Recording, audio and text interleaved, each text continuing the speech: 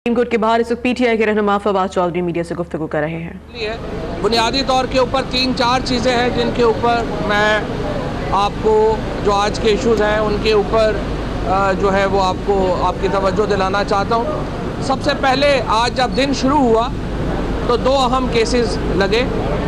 एक इसहाक डार साहब का जो पहली एविडेंस है 2 लोगों की वो मुकम्मल हुई और बड़ी खुशाइंद जो बात यह है कि एहतसाब का अमल आगे बढ़ रहा है। इसहाक डार इंशाअल्लाह 3 महीनों में जेल के पीछे होंगे।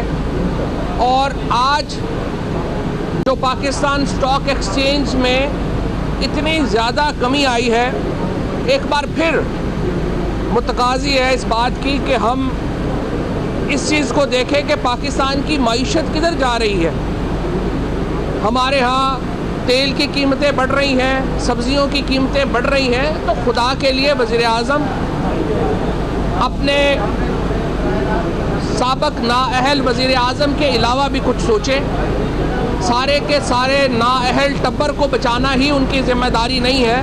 हुकूमतों की ज़िम्मेदारी पाकिस्तान के अवाम का तहफ़्फ़ुज़ भी है, उनका मुआशी तहफ़्फ़ुज़ भी है, जिससे वज़ीर आज़म और उनकी काबीना निपट नहीं सक रही। और आज स्टॉक एक्सचेंज में जो कमी हुई है उससे फिर एक बार साबित होता है कि इसहाक डार का मुकदमा जूं सीरियस होता जा रहा है, उनके जेल जाने के आसार पैदा हो रहे हैं। पाकिस्तान की जो फाइनेंशियल मार्केट है वो उसके ऊपर रिस्पॉन्ड कर रही है। लिहाजा इसहाक डार को फौरी तौर के ऊपर इस्तीफ़ा दे देना चाहिए, पाकिस्तान पर रहम करें।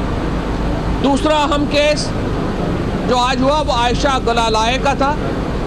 आइन का आर्टिकल 63A बताता है कि 30 दिन के अंदर इलेक्शन कमीशन ने रेफरेंस जो भेजा है स्पीकर ने उसके ऊपर फैसला करना है। आज आके आयशा गुलालाई ने वहाँ पर ना वो खुद पेश हुई ना उनके वकील पेश हुए। रेफरेंस इलेक्शन कमीशन में पेंडिंग है। इलेक्शन कमीशन ने 24 घंटे से भी कम वक्त में नवाज शरीफ साहब का जो बहाली है वो कर दी अपने ओहदे पे। चंद घंटों में इलेक्शन कमीशन ने शेर का निशान भी बहाल कर दिया। लेकिन जहां कॉन्स्टिट्यूशनल रिक्वायरमेंट है कि वो फैसला करेंगे 30 दिन के अंदर, वहां इलेक्शन कमीशन में तारीखें हो रही हैं। सो ये एक नामुनासिब रवैया है। इलेक्शन कमीशन में जो मुकदमा आयशा गुलालाई का जा रहा है, आयशा गुलालाई किस हैसियत में वोटें कर रही हैं नवाज शरीफ के हक़ में, पीटीआई की सीट के ऊपर इलेक्ट होके वो अपने मैंडेट को पाकिस्तान के अवाम के, पाकिस्तान के आइन का मजाक उड़ा रही है, जिसको फौरी ख़त्म होना चाहिए और उनको डी सीट करना चाहिए ताकि हम अगली MNA अपनी KP से असम्बली में ला सकें। अब तीसरा मामला ये वो है जहांगीर तरीन साहब का केस। सबसे पहले इस केस में हनीफ अब्बासी ने गलत बयानी की कि जहांगीर तरीन का नाम पनामा पेपर्स में है। अदालत के सामने उन्होंने ये स्वॉन एफिडेविट किया। जब आप अदालत के सामने बयान हल्फी देते हैं, हल्फ उठाते हैं, तो आप अगर गलत हैं तो आपको सज़ा हो सकती है। तो सबसे पहले तो मैं सुप्रीम कोर्ट से ये मुतालबा करता हूँ, उनसे ये दरख्वास्त करता हूँ, उनसे ये दस्तबस्ता अर्ज़ करता हूँ कि इस चीज़ का नोटिस लिया जाए कि क्यों जानबूझ के हनीफ अब्बासी ने अदालत को गुमराह करने की कोशिश की कि जहांगीर तरीन का नाम पनामा पेपर्स में है। इसी बात के ऊपर हनीफ अब्बासी को 3 साल के लिए जेल भेज देना चाहिए कि उसने अदालत के अंदर एक गलत एफिडेविट स्वॉन इन किया। फिर दूसरी तरफ आइए, इन्होंने अपने जो वकील रखे हैं बग़ैर पढ़े केसेस करते हैं। इमरान खान के ख़िलाफ़ केस कर दिया कि 1997 में उन्होंने अपना अपार्टमेंट डिक्लेयर नहीं किया। बाद में होश आया कि 1997 में तो कानून ही नहीं था डिक्लेरेशन का, वो कानून ही 2002 में आया। अब यहाँ पर केस कर दिया कि जहांगीर तरीन जो है उन्होंने कर्ज़े माफ़ कराए हैं उनकी कंपनी ने। उनकी कंपनी कौन सी है? Heavy mechanical complex Taxila. Heavy mechanical complex Taxila government owned एक इंडस्ट्री है, पूरा पाकिस्तान जानता है।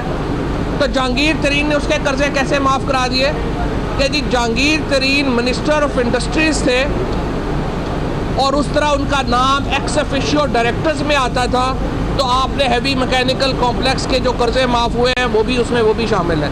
यानी अकल नहीं है फाइल करते हुए ये बात करने की कि हैवी मैकेनिकल कॉम्प्लेक्स जहांगीर तरीन ओन नहीं करते, बतौर मिनिस्टर इंडस्ट्रीज़ वो सिर्फ एक्स ऑफिशियो डायरेक्टर थे उसके, और हर इंडस्ट्रीज़ का वज़ीर जो होता है वो एक्स ऑफिशियो उसका जो है वो डायरेक्टर होता है, और बेवकूफ़ों की तरह जाके सुप्रीम कोर्ट में ये जो खत था सेनेट का, इसका स्टेट बैंक का, ये पेश कर दिया।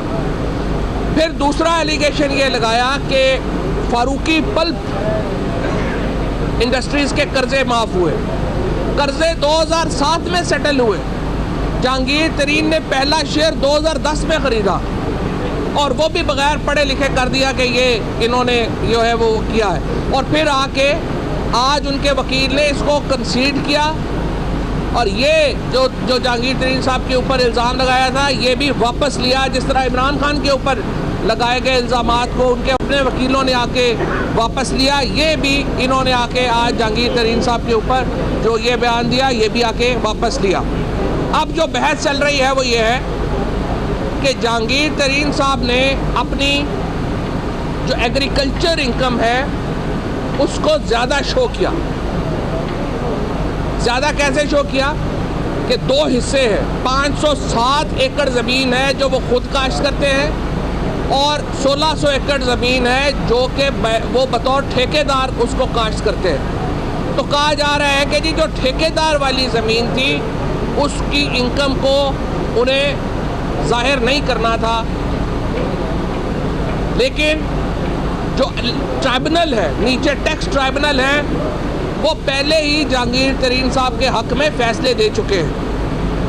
अब इनको समझ नहीं आ रही है, एक काउंटर ब्लास्ट के तौर के ऊपर इन्होंने ये केसेस कर दिए हैं। मैं सुप्रीम कोर्ट से दरख्वास्त करूँगा इस तरह के जो जाली मुकदमाबाज हैं, जो टाउटियाँ करते हैं और सिर्फ आके मुकदमे करते हैं, उनसे सख्ती से निपटा जाना चाहिए, और इस तरह की फ्रिवलिस लिटिगेशन के ऊपर सिर्फ डिसमिसल ऑफ द केस काफ़ी नहीं है। इसमें हनीफ अब्बासी को जेल जाना चाहिए, और ये जेल जाए बग़ैर जो है वो इस केस का मंतकी इंजाम होगा नहीं। सो हमें उम्मीद है कि सुप्रीम कोर्ट इसका नोटिस लेगी और इनको जेल भेजेगी। अब आखिरी मामला, हम नैब चेयरमैन के लिए जो नाम है अपोजिशन और हुकूमत के, उनको मुस्तरद करते हैं। हमने कमेटी आज तश्कील दी है। देखिए, तीनों पार्टीज़ बशमूल मुस्लिम लीग नून, बशमूल पीपल्स पार्टी, बशमूल पाकिस्तान तहरीक इंसाफ, इनका ये मानना है कि नैब का कानून में सुकम है, नैब का कानून जो है वो मुकम्मल फंक्शनल नहीं है। तो जब आप सारी पार्टीज इसके ऊपर आपका कंसेंसस है तो फिर आप नया चेयरमैन नैब क्यों लगा रहे हैं? आप पहले नैब के कानून को तय करें। आज सेनेट में तमाम पार्लिमानी सरबराहान को बुलाया गया और नया नैब लॉ का मसौदा उनके सामने रखा गया। एक तरफ आप नया नैब लॉ का मसौदा सामने रख रहे हैं, दूसरी तरफ आप नया चेयरमैन नैब अपॉइंट कर रहे हैं। तो फिर इसका क्या मतलब है? इसका मतलब ये है कि आपकी जो एक्सरसाइज है वो सीरियस नहीं है। पाकिस्तान तहरीक इंसाफ ने आज 12 रुकनी एक कमेटी तश्कील दी है अपना नैब लॉ बनाने के लिए। हम अपना मॉडल पार्लियामेंट के सामने, मीडिया के सामने रखेंगे एहतसाब का, और अगर आप हमारे मॉडल को नहीं मानते हैं और अपना मॉडल देना चाहते हैं तो वो दें। एक कंसेंसस होना चाहिए कुछ मामलात के ऊपर पॉलिटिकल पार्टीज़ में, और एहतसाब का कानून एक ऐसा मामला है जिसके ऊपर पार्टीज़ में कंसेंसस होना चाहिए, और ज़रूरी है कि हम इसमें जो तरामीम है वो मिलजुल के कर लें। अदरवाइज़ इंशाअल्लाह तहरीक इंसाफ इक़्तिदार में आके अगर ये नैब का चेयरमैन अपॉइंट भी करेंगे तो हम उसे घर भेज देंगे, और हम अपना नया कानून जो है नैब का वो लेके आएंगे। बेहतर है आप हमारी मुशावरत से, हमारे मशवरे से आगे चले, आपके लिए बेहतर है। आखिरी पॉइंट, नवाज शरीफ साहब की जो कल इलेक्शन हुआ, परसों आपने देखा 500 चोरों ने मिलके, बल्कि 500 डाकुओं ने मिलके गब्बर सिंह को दोबारा अपना सरदार मुकर्रर किया। ये एक बड़ा अनफॉर्चुनेट था। इसके ऊपर शेख रशीद साहब ने पिटीशन फाइल कर दी है।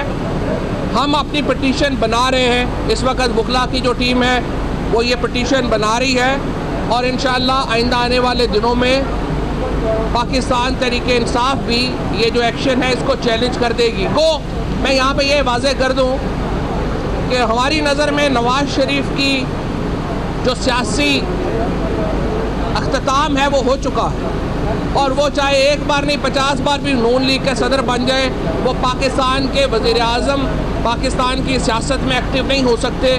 PMLN ने अगर अपनी सियासत नहीं बदली तो वो भी इस डूबती कश्ती के साथ डूब जाएगी। हम उन्हें बचाना चाहते हैं PMLN को, लेकिन अगर वो नहीं बचना चाहते तो अब हम कुछ नहीं कर सकते।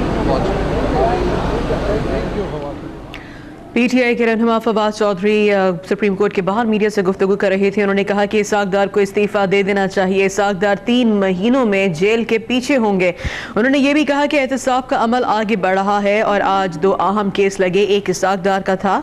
इसके साथ ही उन्होंने ये भी कहा है कि इसाक डार को इस्तीफा दे देना चाहिए।